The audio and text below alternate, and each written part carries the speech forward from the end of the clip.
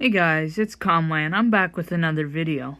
Today we have the replay of the day with another fan-submitted replay. Two actually. And this replay of the day is going to be about the ISU-152. I don't have the ISU-152 in my garage currently, so I just have my Fudget on screen. But let me hop right into the replays. We'll start off with the first one. So both of these replays were sent in to me on the same day, and I figured why not make a double length replay. We're focusing on the ISU-152, and the big thing about the ISU-152, really the only thing for it is the gun. You have one of the best guns at tier 9, let alone being, or I would say this gun is the best tank destroyer, maybe arguably one of the best tank destroyer, probably the best tank destroyer gun at tier 9, let alone it being mounted on a tier 8. I don't really feel like this should be a gun on a tier 8. I think it needs, to be slightly nerfed, in my opinion. Definitely, it is pretty fair, but in my opinion, this gun does need to be slightly nerfed. Or give it a slightly different version for the tier 10. You can see there, the the AMX 5120 just getting obliterated over the hill. Showing his side armor, which is pretty much the only thing you don't want to do. I would load the HE here. He does. And a nice. This is why I feel like the gun needs to be nerfed. Because let alone the Smasher doing that kind of damage at tier 7. At tier 8 we have the same kind of thing. And it's got a very, very fast reload. Oof. A little bit of unfortunate RNG there that he only hit the tracks. But you can see after about 2 shots, already at nearly 2k damage. The main thing with the ISU is that it's hard to play. Usually you should play it as a camping tank just because you don't have a turret. Ooh, very, very, very bad dispersion. You can try to play it aggressively, although this tank really isn't meant for that. This tank is meant pretty much for what you're seeing right now. Because you don't have... The things about the ISU is you're not very fast, you're not a super heavy, but you also don't really have any armor. Oof. A nice fire starting hit right there for 1050 damage, basically. But you don't have armor, you don't have mobility, pretty much. The only thing you have is this insanely overpowered gun. And what you want to do with this tank, and in my opinion, and from my experience playing it, is just kind of protect yourself and be in a position like this to just rain down hell on people, pretty much. Now, he's going to have time to aim in this shot, because he's going to be right in front of him. Although I would have taken the blind shot there, as I don't think he was going to move backwards at all. Yep, still in the same spot there. But he'll just tap the M103. And the only problem about this tank is that when I played it, it doesn't have the same Stalin-controlled RNG that the KV-2 has. When I played it, I did tend to miss a lot of shots. I would say I missed 1 out of 3 shots, maybe upwards to 1 out of 2. But already at 1k damage for, well, 3k damage for 4 shots, which is insane, because on average that is, make that 5 shots for 4k damage. Now, we find ourselves here in a not really favorable position. If the Pantera and the T-34 are smart, they would both peek out at this guy, or at the ISU-152. But the Pantera is going to make the mistake here, and we'll just have to see in a second.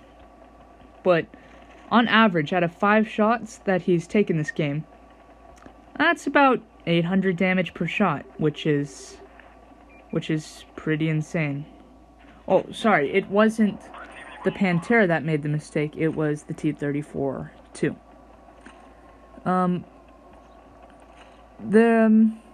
I'm not sure what the IS-3 was doing. When I looked through this replay, I was really confused on what he was doing at this point.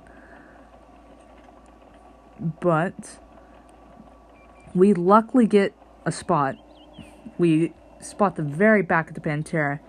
A second later in this game might have been different, just because the ISU seems to be maybe a bot, pretty much. Or at least not a very good player. But you can see with blind shot that he's taken, he's gotten a combined 4.7k damage. You can see a lot of kills, no assistance damage. If you go to efficiency, pretty much one target spotted and destroyed, another target spotted and destroyed, or not spotted and destroyed, hit and destroyed, and critical. I don't know. The E75 TS grind has made me lose brain cells. I'm sorry. But that's the first replay, and the second replay gets even more insane. I'll tell you that. If you thought the first 4.7k damage was amazing, we're going to see 6.5k damage right here. And my highest ever damage is 7k in the Sheridan. I on average get about 2,000 damage per game, but not very high max damages. I've known people to get about 10k. Like, some people play the Death Star, and they can get 10k. If, like, people with 1,000 games in the Death Star. People spam the Death Star, even though it's a horrible tank. It's a lot of fun to play. You know, you can see here, once again, going to camp with the ISU. It's usually what you're going to want to do in an ISU. Usually. If you are a good player, you could try to play it second line.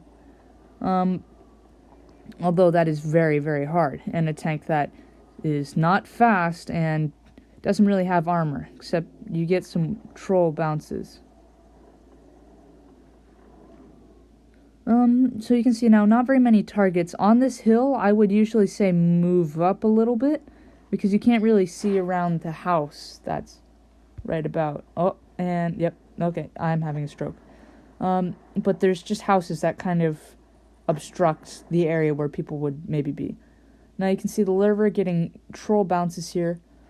He's very confident, and yeah, that's what confidence gets you. About 1,000 hit points taken away. I would say here, oof, yeah, blind shotting with high explosive. I think he's still trying to get around this Foch here, yeah. And I'm not sure what this Foch is doing. Yeah, it's just annoying. Yeah, and the Foch finally lets him around. Very, very nice teamwork there. See, now he can get more shots onto kind of the lower area behind that hill. And luckily not getting spotted. If you look at the rangefinder, 260 meters, that's very, very close to getting spotted. Especially with the T-54E1's base view range of about 260, almost exact. Good of him to keep moving up the hill and use the rocks here for cover.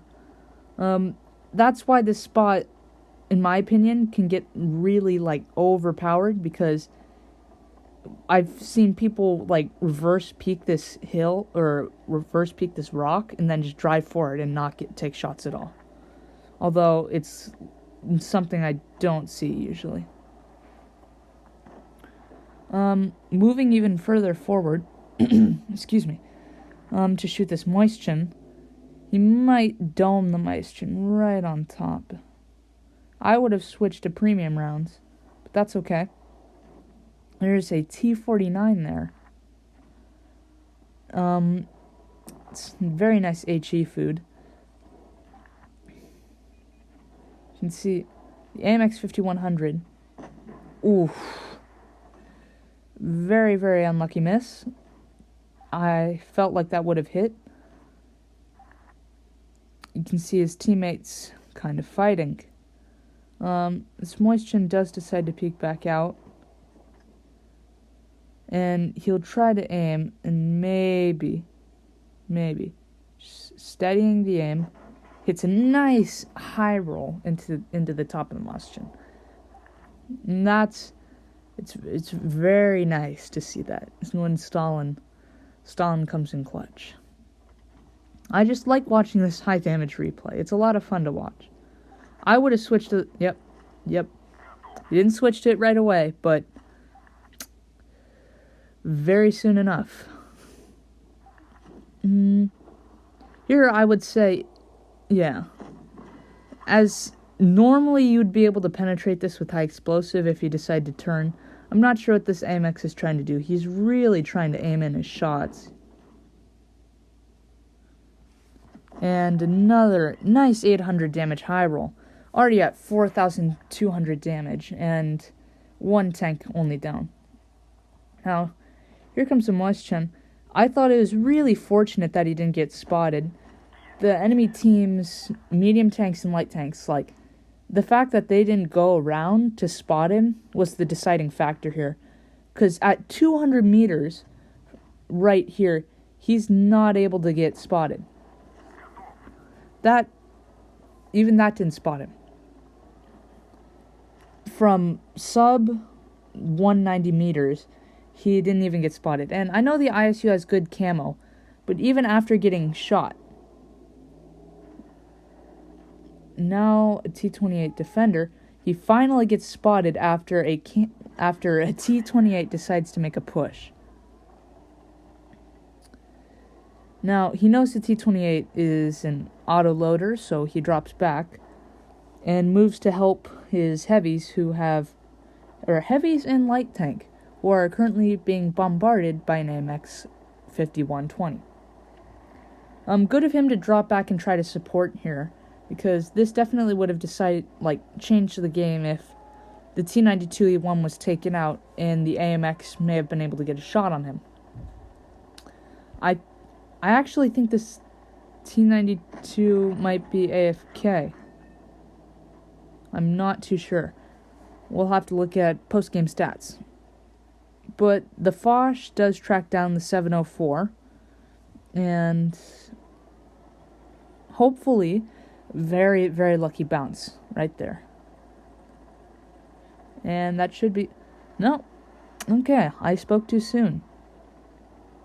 Oh, and I forgot. There's a T-28 Defender still running around. Which is very interesting, because that Foch should have been able to take out the Object 704. But never mind that. We still have a full health ISU who can take out basically both tanks.